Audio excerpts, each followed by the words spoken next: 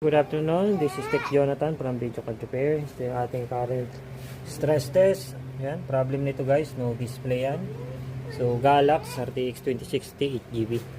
Running siya stress test via HDMI.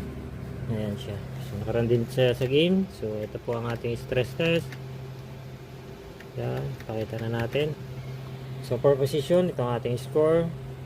Ayan po, check. Okay. Ito yung ating result, 33 minutes na po siya, 1080p. Ayan, check na lang po. Specs.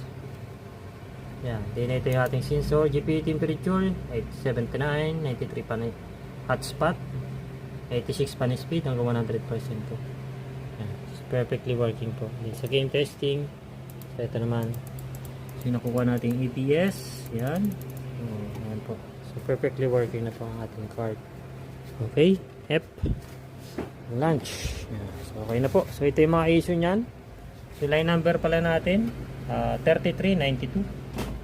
Okay, ito po ay no display. Tinesting po namin to kasi sabi ng may-ari may display daw. Kasi sira din yung kanyang PSU yata at saka motherboard. Tapos kukunin niya sana to, itong GPU na to. Kaya lang tinesting ko dito, walang display. May video sinad ko sa may-ari. Yan. So ito yung mga issue niyan. Yan, bali ito yung mga issue niya guys. Maraming putik siya, saka lupa. Ayan, so nasira din pala yung video, yung ano niya, PSU. Yan, so kasi no, thermal paste, overheated na siya, maraming lupa. And putik, thermal pad residue po yan.